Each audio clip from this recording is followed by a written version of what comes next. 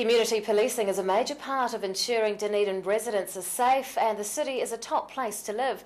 Sergeant Steve Aitken oversees the work of community police as the Community Relations Co-ordinator. He joins us to talk about the role and the impact of community policing in the city.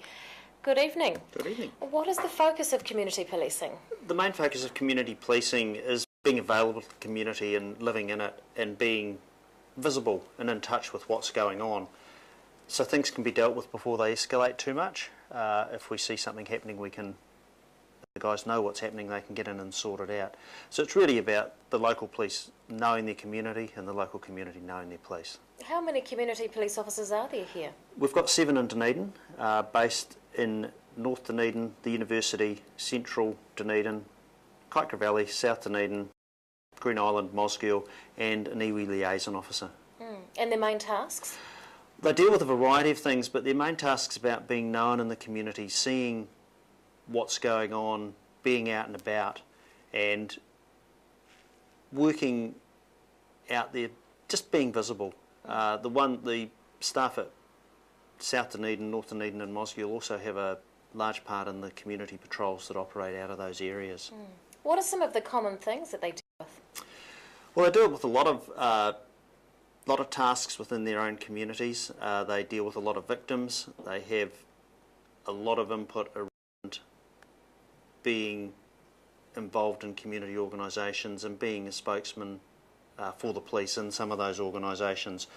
They also operate one weekend out of 4 at the central business area through until 5 o'clock in the Saturday morning and Sunday morning around the strategies to reduce alcohol harm and disorder and violence in the local city. So they're working alongside the response staff as well.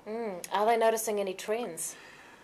They do see things that happen in their own communities, but most of that analysis of crime trend stuff is done by our intel section and then tasked out through deployment meetings that we hold.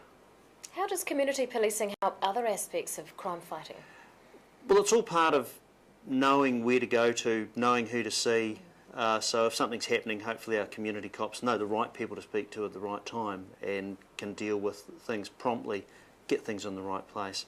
But it's also being that trusted face out there for the community so that if people feel they can trust their community cop, they can come in and talk to them. How do people get involved in community patrols? We're always looking for good people in the community patrols, so if people are interested, it's a fantastic way to be involved in helping keep your own local community safe.